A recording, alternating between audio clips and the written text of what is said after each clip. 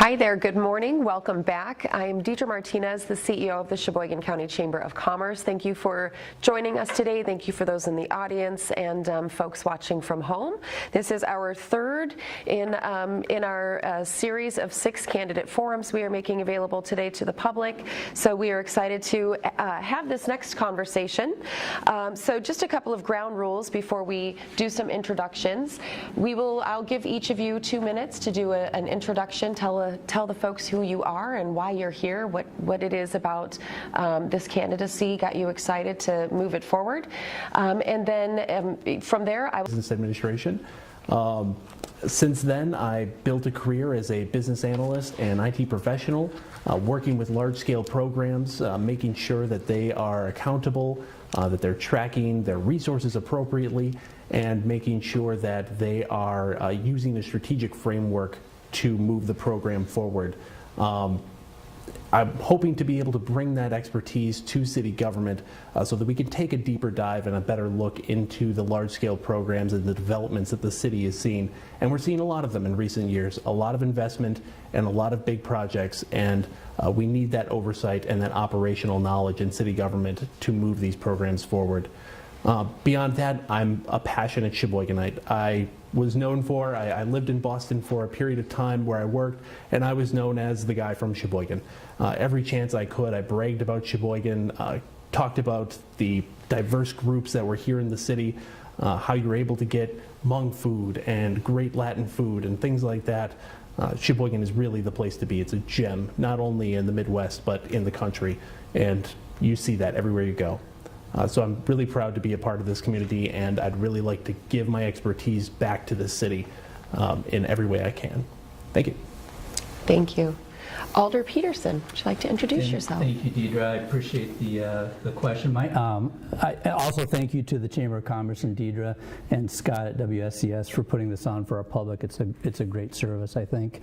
My name is Dan Peterson. I currently live in the Ellis Historic District here in Sheboygan in downtown. I'm the current alderperson for District 3, and I've been serving in that role for the last year. I was appointed by the Common Council after the previous alderperson had resigned for moving out of the district. I'm a physician. I grew up, I work at Aurora Medical Center here in Sheboygan. I grew up in Iowa, and I know Michael's heard this story probably too many times, but when I was a kid in high school in 1984, I came out here to the EAA convention. I'm a pilot, and I wanted to see the planes, but I knew that I was close to Lake Michigan at the time. I had never seen the lake, and so we decided to just make a spur of the moment road trip out to Sheboygan so that we could see the waterfront and kind of see what the lake was all about, and I fell in love with it. I ended up going back home and going to school, and about 14 years later I read an article in the Reader's Digest in 1997 about how Sheboygan was ranked as the #1 place to raise a family here in the United States, and at the time I had 2 children and decided that this is where I wanted to make my life. I've since raised 5 children of my own here, and I have 3 stepchildren. So I've had total of 8 children that have been in various schools within this area. That's it. Awesome, thank you. Well, we will go right into our first question. And so we did receive several questions from constituents, of course, business partners, members of the chamber, and so on. So I will start with you, Alder Peterson.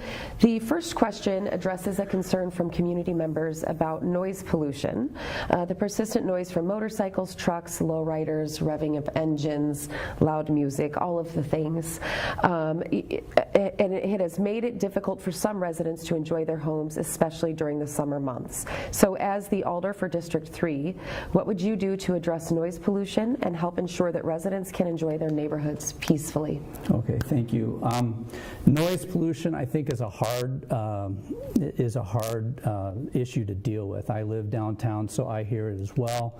I think the problem is that by the time the police would potentially be made aware of a noise issue that's already gone, and it's not there. So it's very difficult, I think, to enforce. I do know that this is an issue that's come up several times at various neighborhood association meetings, and I think honestly that's probably one of the best venues to kind of discuss this.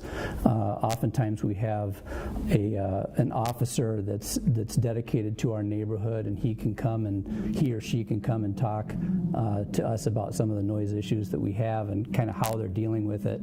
But I think that's a tough one to kind of enforce and to mitigate. So I think just making people aware of it if it happens, call the police and go from there. Thank you. Mr. Close. Yeah, I echo Dan. It's a very tough problem in that it's largely social.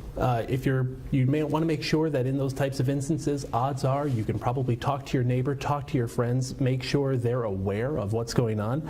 If they're still unresponsive, you might be able to bring in a third party. But from a city perspective, I think the best thing we can do is to drive awareness. Make sure that people realize when they're revving their engines or playing loud music, things like that. I have a 1.5-year-old at home.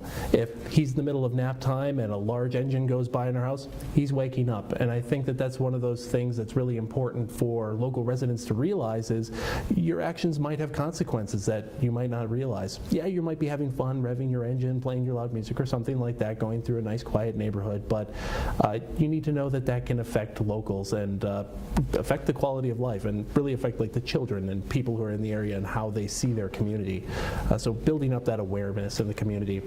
But I think the biggest thing we can do is talk to our neighbors. Make sure they're aware of what our expectations are. Hey, I go to my neighbors and tell them I have a baby at home. He naps frequently.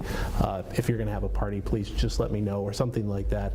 We can make other arrangements or figure something out, or they can turn the music down. People are very respectful here in Sheboygan, and that's part of what the big reason for wanting to live here is, and I think we can keep that up by having these respectful conversations and not bringing in the police or bringing in outside authorities to try to mediate these things unless it gets severe to the point where you're getting harassment and things like that.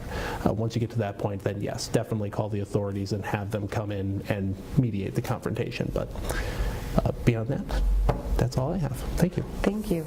And I will ask a follow-up to that because that leads to a wonderful point. Talk to your neighbors.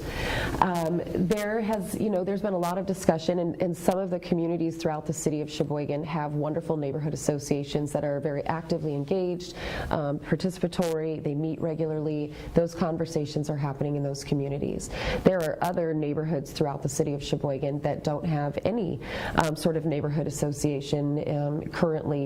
What plans or what things would you do to encourage the late adopters of neighborhood associations in the city of Sheboygan to come along and create that infrastructure to do exactly what you're describing?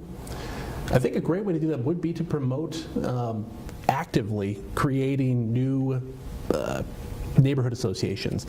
I know I was brought into my current neighborhood association. Currently I'm the president of the Historic Grant Neighborhood Association, and the way I was brought into that was seeing the services that were provided by the neighborhood association, seeing the dumpster day that was provided, seeing the gift drives right around the holidays, and I wanted to be a part of that, to see the action taken locally in my local neighborhood. So I think partnering with the city to provide additional services like that, even if it's just the dumpster day, provide that and then hand out literature, things like that, to the local residents to say, let's organize, let's talk about things, let's bring up subjects that are a grievance, but let's talk about it together as a neighborhood because we're all in this neighborhood together. I think the city can do a long way to being the the liaison for these different residents, and I think they can do that through small acts of service like dumpster days or things like that, or just showing up at local community events or local bars that are in the neighborhoods or different restaurants. Meet people where they are so that they know what organization you're representing and how you can serve the community. But yeah, that's how I do it. Thank you. Thank you. Alder Peterson, would you like to speak to that? Yeah, I think, again, we have, I think, over 20 neighborhood associations, and it is a challenge. I do know that the Ellis Historical District, it's my understanding that it's one of the more active neighborhood associations in the city of Sheboygan. So I'm a little spoiled because that's also my neighborhood association as well. It's hard to get the word out, and I think that if we could, as a city, potentially talk about even providing some menial funding to the neighborhood associations to give them finances so that they can make pamphlets to go door to door and kind of just let people know about the fact that there is a neighborhood association would be helpful.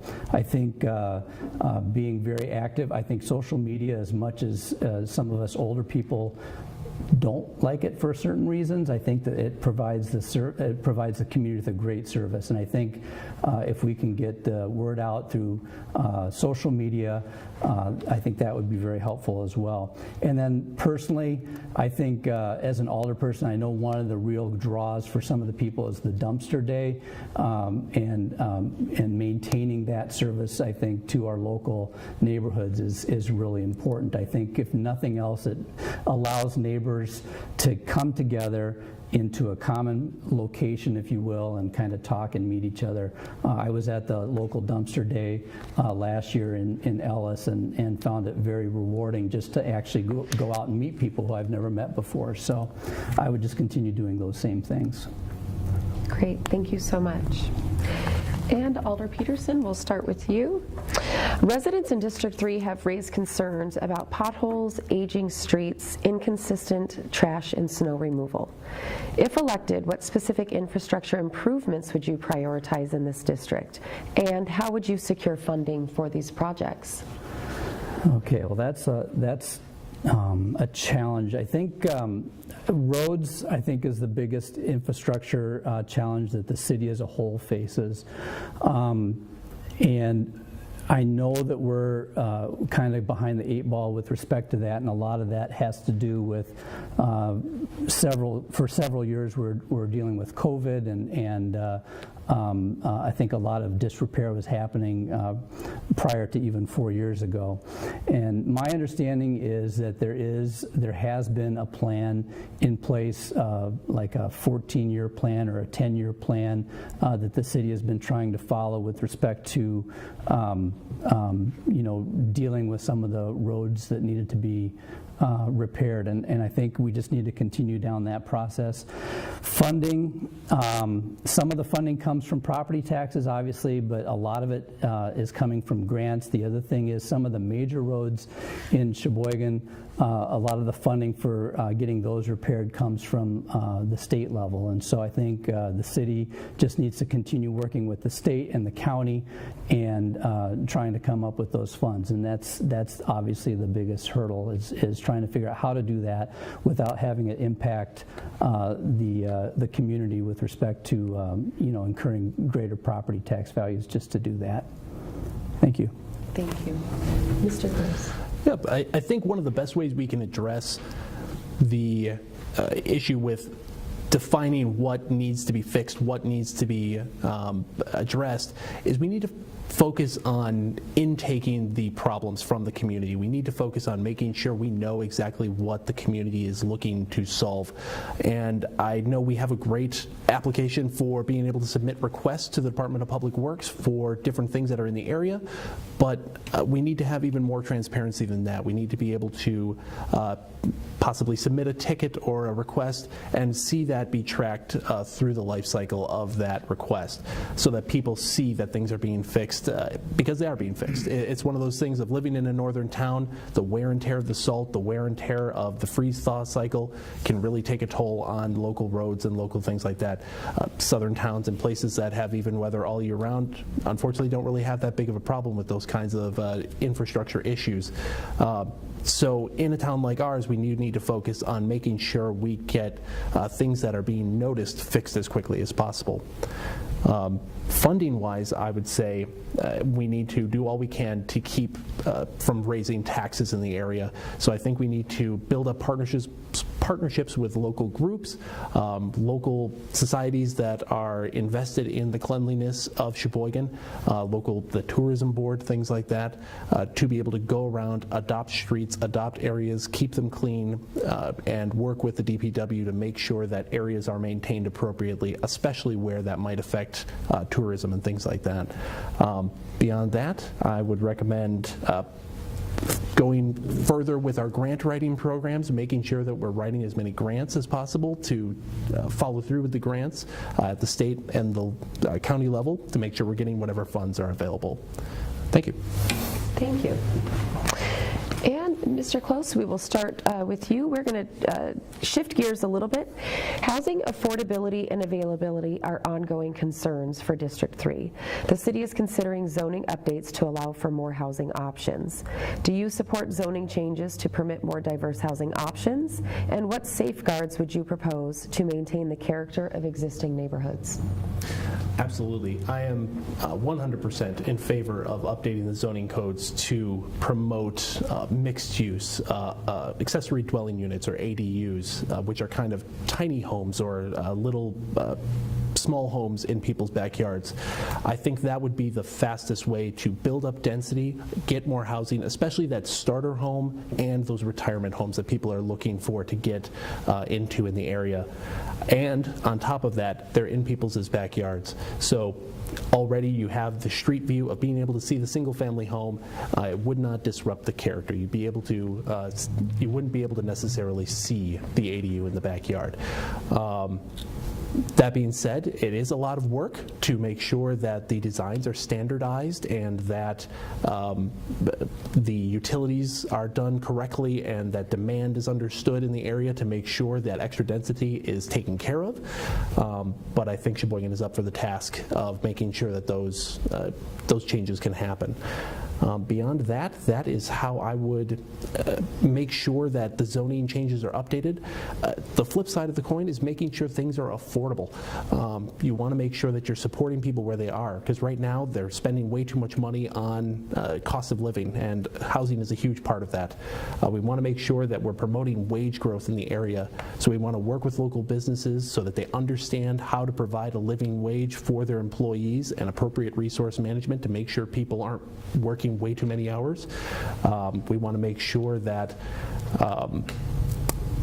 we're providing support for homeowners so that they have support when they're going to buy their first loan or when they're going to get their first house. And we want to make sure we support people as they're going through the different stages of life as well. So if they're just starting out, they're a young family, they're moving into a full home, or when they're retiring and setting down, we want to make sure that they have all the way down. Thank you. Thank you. Alder Peterson. Thanks. I agree with a lot of what Michael says. Zoning updates, I would 100% support that. We currently within the city are finding ourselves rezoning a lot of industrial areas with PUDs and things like that in order to bring them up so that we are able to actually start developing more mixed use development within the downtown area specifically. And so I 100% support that. And then I will say too that the city, I think, is starting to, again, we were probably behind the 8 ball a little bit here with a lot of this just because of COVID and just because of the housing need in general, but we are starting to streamline some of our services within the city. Specifically, the City Planning Commission and the Architectural Review Board were two separate entities for a very long time, and we've now, just within the last couple of months, we've combined that into one committee so that developers that are coming in are able to actually do one-stop shopping, if you will. But I'm 100% behind changing our zoning to actually make it more amenable to building for the future. Thanks. Thank you.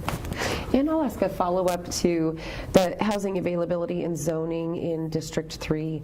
Over the years, as we continue to grow in a tourism space, there's a significant growth in short-term rentals in our neighborhoods as well. So Alder Peterson, if I could ask you first to respond, what is your stance on short-term rentals in neighborhoods, and do you believe that the city of Sheboygan should play a greater role in what's the word I'm looking for, in regulating them?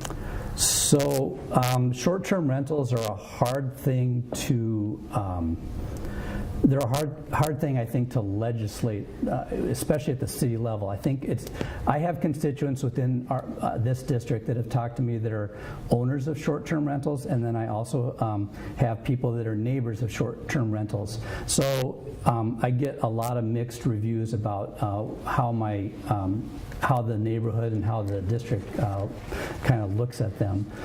I think one of the things that I have actually done, I'm in the Licensing, Hearings, and Public Safety Committee, and one of the things I've done is I've talked with the chair of that as well as the city attorney, and we're working on trying to develop an ordinance within the city that we would provide more regulations on short-term rentals and just make sure that they're accountable. So right now at the county level, all short-term rentals theoretically should have a housing rooming permit, and a lot of them don't. And so what we want to do is try to bring that into the city, so we actually are requiring people that have short-term rentals to come and get a permit, and then they would then be held to certain guidelines within the city with respect to things like, for example, if you're an owner or a manager, that you have to live within a certain radius of the short-term rental in case there was a problem,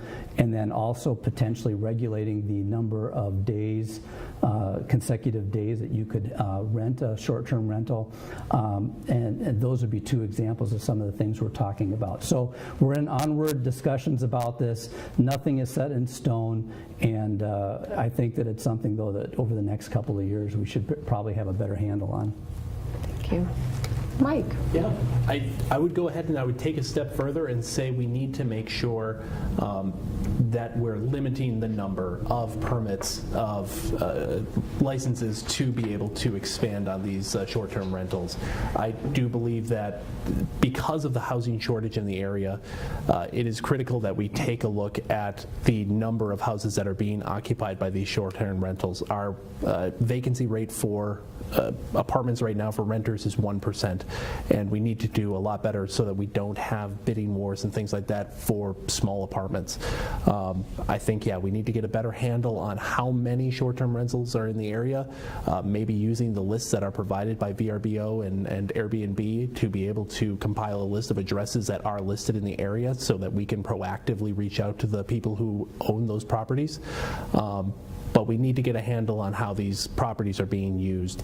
That being said, we need to work in every way we can to support the local tourism industry. We have the second highest rate of growth in the tourism industry in the state of Wisconsin, and I think we need to promote that in every way we can. We need to promote our local hotels and things like that, places that are already here and that can accommodate people in the area, as well as existing short-term rentals that have already been here, applied for all of their permits through the proper channels, and to Dan's point, to have gone through the permitting process. We want to reward that behavior. We want to say this is an Airbnb that's listed possibly with Visit Sheboygan or something like that that's available for the area. So we want to create incentives for proper documentation of these types of short-term rentals. That's all for me. Thank you. Thank you. And so, just to kind of transition us forward a little bit, traffic safety and property crime have also been noted as top concerns for District 3 residents in my research. So and we'll start with you, Mr. Close, can you speak to, what things you may do to, better collaborate or partner with our local police department and local city officials to support handling property crime and safety concerns and acknowledging the concerns of residents? Mm-hmm. And I would agree that the partnerships that are going on with the Sheboygan Police Department, local residents, neighborhood associations that I'm seeing personally from the neighborhood association perspective have been really heartening. You're seeing active discussions about and making sure if somebody knows that something's going on in the neighborhood, they're speaking up, they're telling their neighbors, they're letting people know. It's really a community-driven act to let everybody know in the area. And I think because of that high visibility into local property crimes and things like that is why people, the bias of seeing something every day all the time. If you see something on Nextdoor every day, you might be given the perspective that there's a lot of property crime, there's a lot of things like that. Sheboygan historically has not had very much property crime, and right now it's actually at an all-time low. So we're actually seeing, we want to make sure we keep that. But I do think we need to continue up with the community partnerships that we're currently doing, and the police department needs to continue to work with, and they're doing a fantastic job of having liaisons assigned to each one of the different neighborhood associations in the area, working with those neighborhoods, working with the local residents to work with any kind of groups or people that might be at risk, or giving them proactive advice like locking up your car, during holidays, things like that, making sure people know how to prepare their homes and respond appropriately to if there's a crime in the area, so that we can quickly determine what party was at fault, what happened, and how best to respond to it. Oftentimes, if it's just a teenager who's doing what teenagers do in the neighborhood, I think a parent would much rather hear it from their local community member, hey, this was a problem in the area, as opposed to them being dragged home by a police officer. So I think it needs to be community first. Thank you. Thank you. Alder Peterson. Thank you. I think when you compare Sheboygan to other similarly matched, population-matched cities, I think we're actually a very safe city. And recently at the Licensing, Hearing, and Public Safety Committee meeting that I was at, the new Police Chief, Kurt Zempel, provided us with a report talking about what the crime rates were within the city and kind of how that's compared with years past. And in the early 2000s, we had over 400 burglaries per year, and last year we had 40. So I really think we're kind of going down the right path, and we're making great strides when it comes to public safety. Traffic crashes within the city continue to be very low, even when compared with times when we weren't driving back in 2019 and 2020 during COVID. So I think, honestly, I know that there's some work to be done, but we're making good progress. I'll echo what Micheal said with respect to having a community officer for the neighborhood associations. Kurt Zempel, the chief, thinks that that's really key in maintaining safe neighborhoods, is it gives the neighbors and the citizens kind of an outlet to discuss their concerns that then can be addressed more at the city police level. And then finally, co-responders in the police vehicles with the police officers when they're out and about to help citizens in time of need. And again, we've just started that process, and I think honestly if we just continue to build on what we're already doing, we're in pretty good shape here in Sheboygan. Thank you. Alder Peterson, our next question is about accountability for elected officials.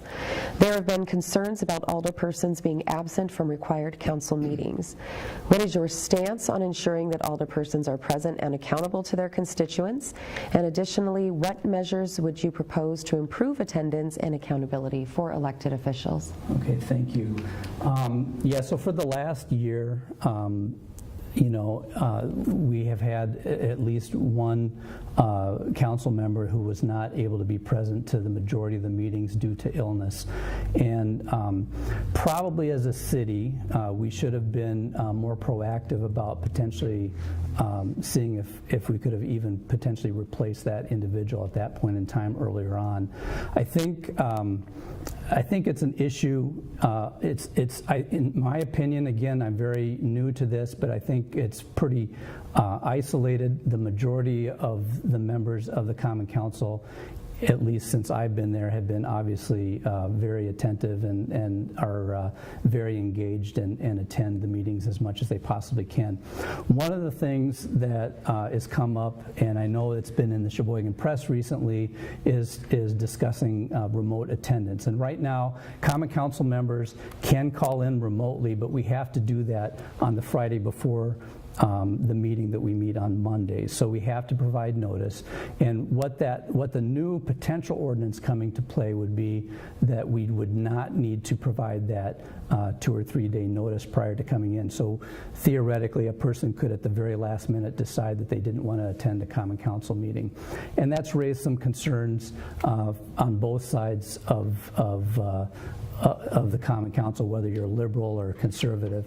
I think what we could do is expand on that ordinance a little bit, hold people accountable to providing the public with the number of council meetings that you potentially miss so that your citizens would know whether or not you're attending, and also making sure that people only didn't come for certain particular reasons. So I'm kind of thinking about doing some amendments to that ordinance if it ever comes to play.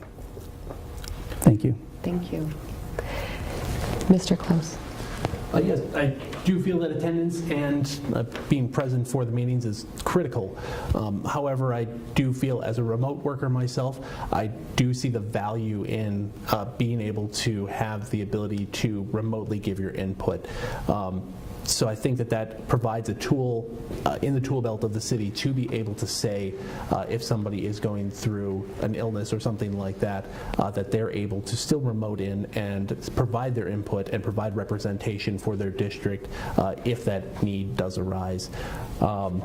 Especially in light of COVID, we've all seen the value of the remote option to be able to come into play, and I think we need to, instead of stepping away from that, we need to lean in and we need to show that we find representation the most critical point.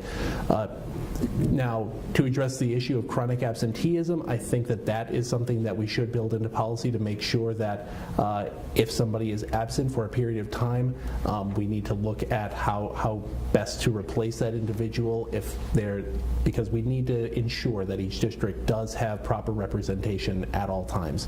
And if we don't have that representation, then that district essentially loses their voice, which is terrible for a democracy. That being said, I also want to make sure that we're being sensitive to if somebody is going through something and they can continue to work, they can be able to provide input, that they're given the opportunity to do so. Beyond transparency and making sure that how we follow how people are voting and how their policies are working, I think the city can build on their successes with providing information to the public through the Sheboygan Insider newsletter and things like that, and go a step further and publish voting records, publish how people are doing, and provide input as to why people voted in a certain way. Possibly older people could provide commentary as why they voted in a certain way so that people know their reasoning. Thank you. Thank you. And let's dig in a little bit more on the accountability. And Mr. Close, I'll direct this to you first. So there's also been a lot of upheaval within the city halls, the walls of City Hall, as it relates to staffing, hiring, firing, lawsuits, and all things in between. So what would you do differently in this role to provide oversight in that capacity? And also, what assurances can you give to the constituents that we will not continue to lead this path the way that it has been led thus far? I think the best way to promote a city government in which people are staying and are able to be retained is to promote inclusivity, to promote diversity, things like that. Make sure that people are acting in a respectful tone. We need to enforce rules of decorum and things like that.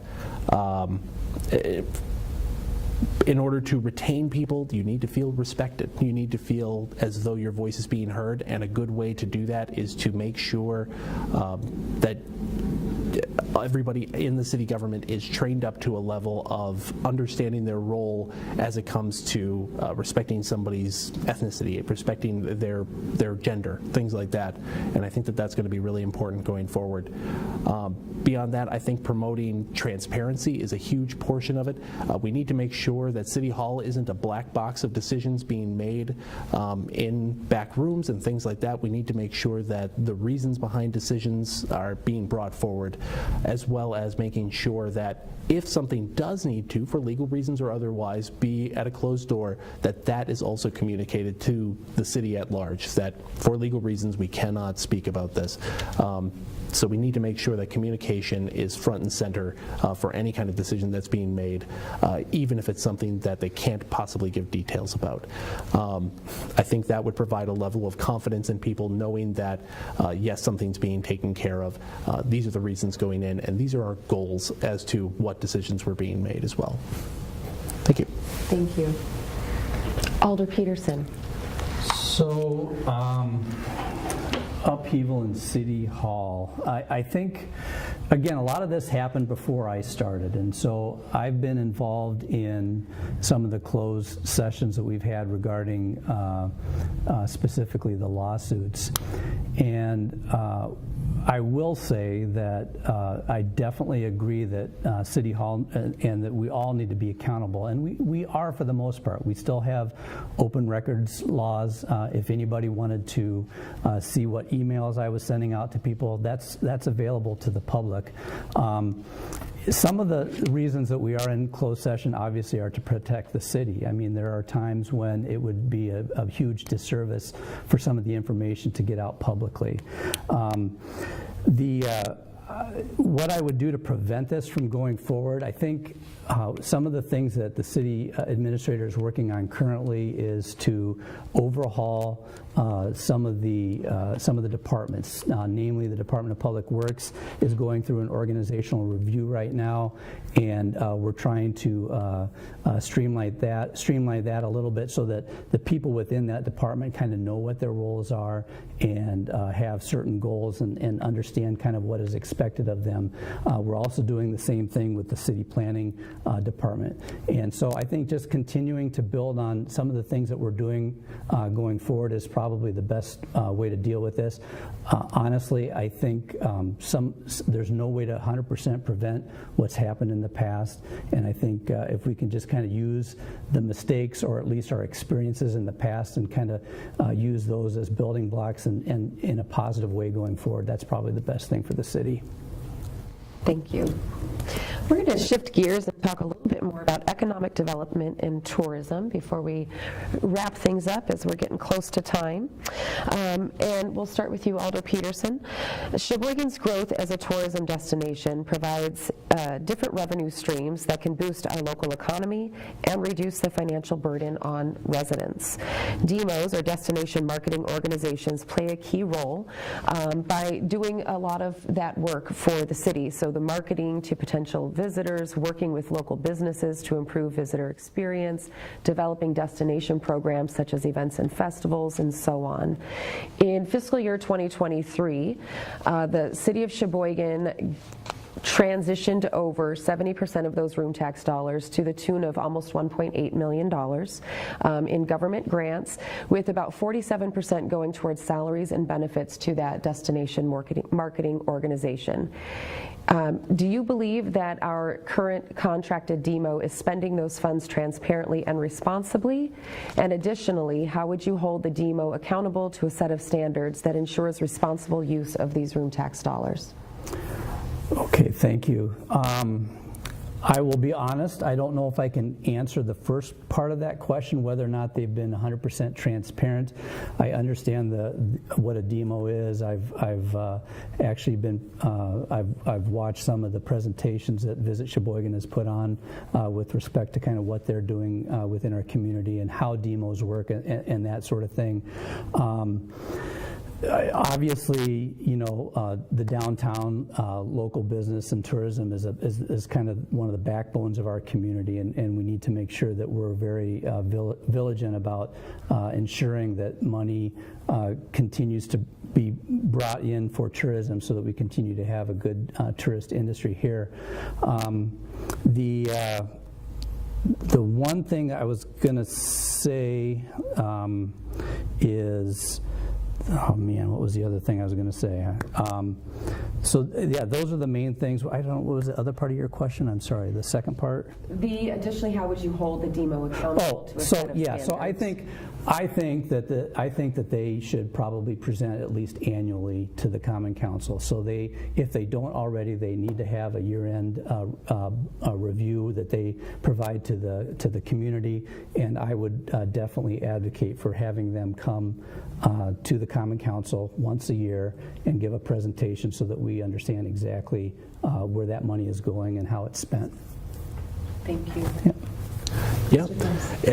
I couldn't speak to exactly what the demo spending looks like, but the focus on tourism in Sheboygan is critical for the local area. We have over 3,000 jobs in the Sheboygan County that are focused exclusively on tourism, and in 2023, $281 million were spent in the area solely by tourism and people coming here as a weekend destination. So we want to promote that as much as possible. That being said, I think we do need to focus on transparency. Wherever big amounts of money are being spent, whether it's going to a tourism board or to a large-scale project or development, we need active visibility into what's going on.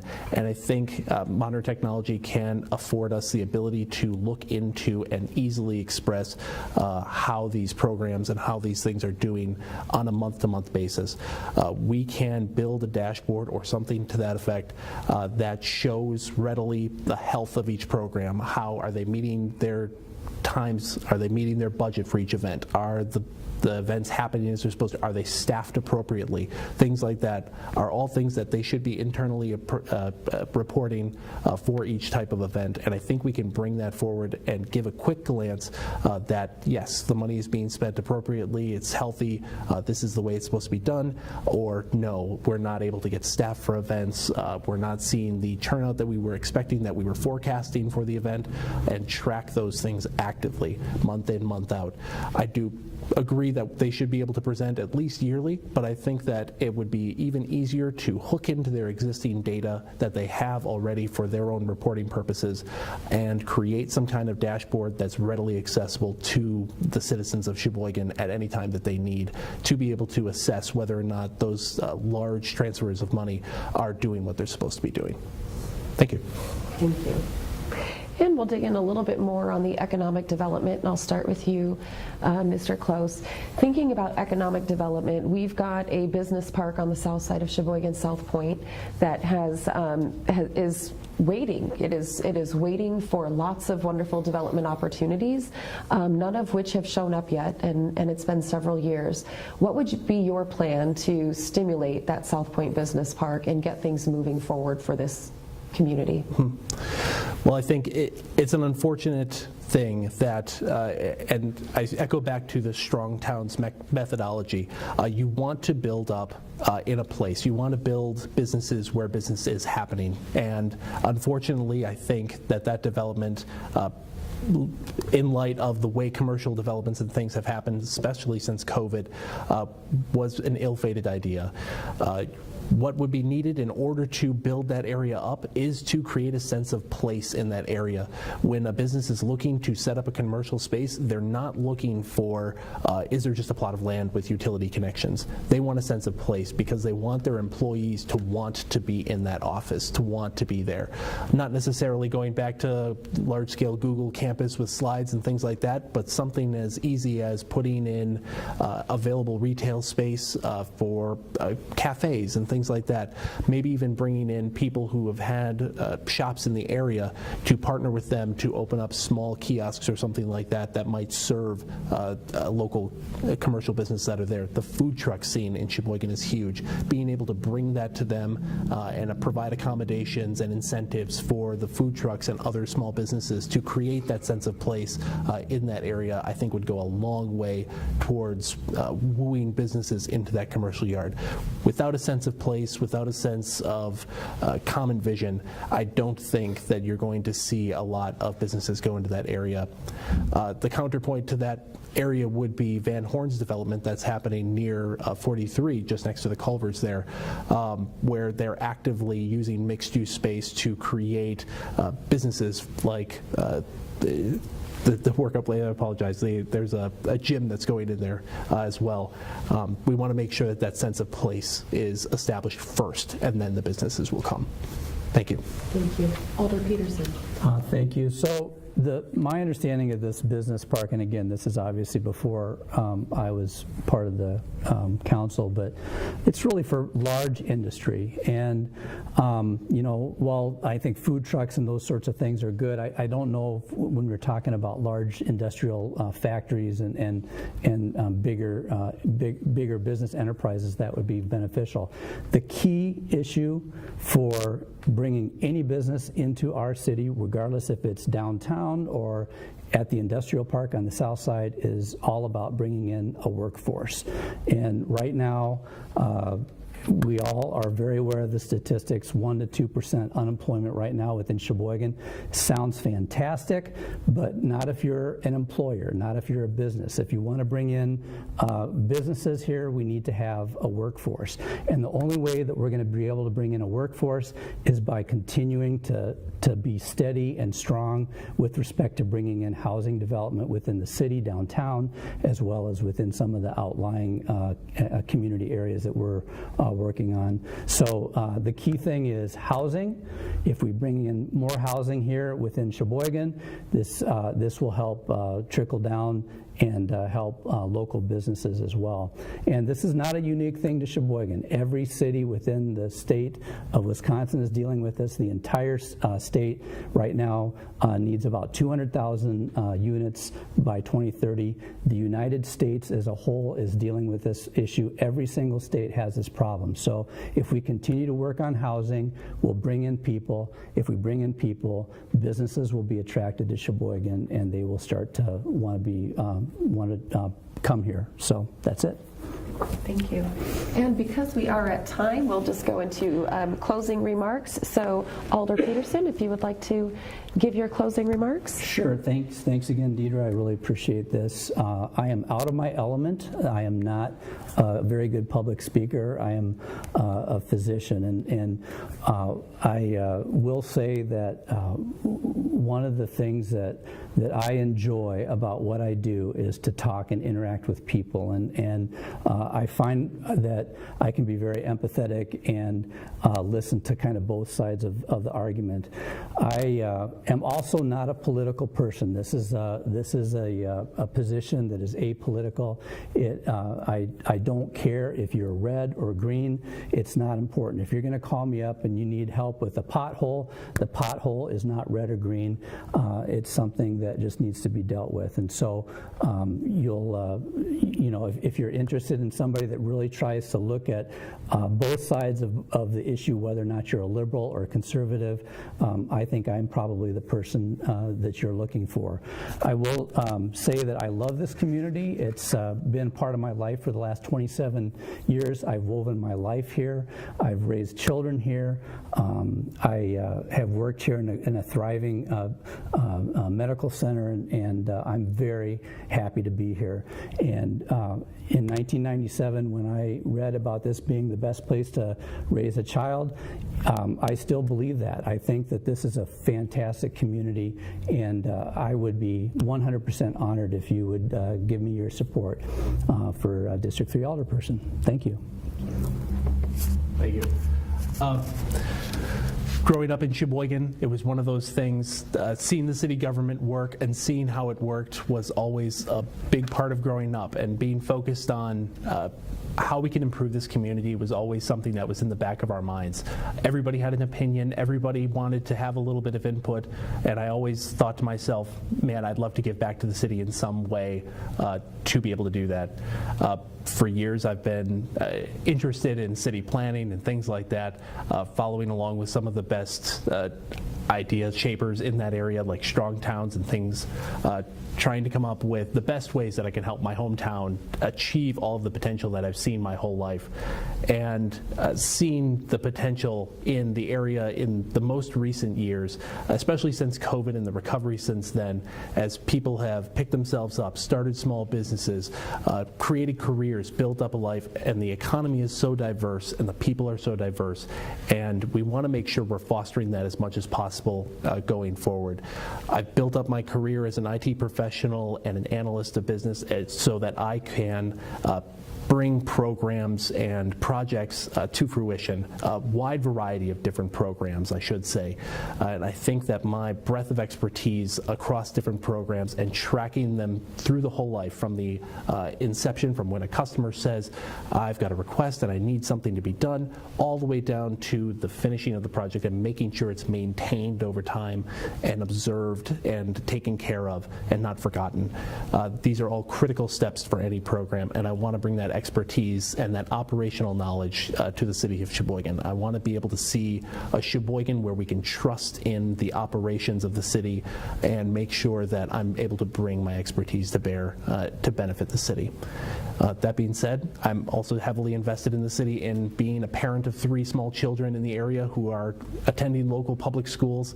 I want to make sure that the schools are doing well for them in the future, and I want them to be future Sheboyganites who are proud to be here as well. Thank you. Thank you. Thank you so much for joining us today. This concludes our District 3 Aldermanic Candidate Forum. We are going to take a lunch break, and then we will return this afternoon. We will talk with candidates from District 7 in the city of Sheboygan. We will also have a conversation with some of our candidates from the Sheboygan Falls School District. And then later, our last candidate forum of this afternoon will be our Sheboygan Area School District candidates will be here for a discussion as well. So again, thank you. Again, thank you to WSCS for making this available beyond our conference room and for being such great partners with the Chamber. I would love to say another thank you to our sponsors, Prevea Health, as they continue to help fund programs like these so that the Chamber can conduct forums and educate voters.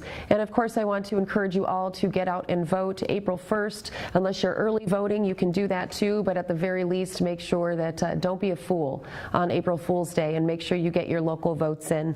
Lastly, I will say we heard a lot about unemployment and the need for workforce, and we actually locally will have a job fair available. It is free to all, and would love to encourage anybody who is looking for a position in Sheboygan County, Wisconsin, at the Osthoff this Friday, March 14th from 12 to 3 p.m. We will have a variety of different local employers there to engage you, to do on-site interviews with you, and to help you find your next best career opportunities so that you can thrive right here in Sheboygan County.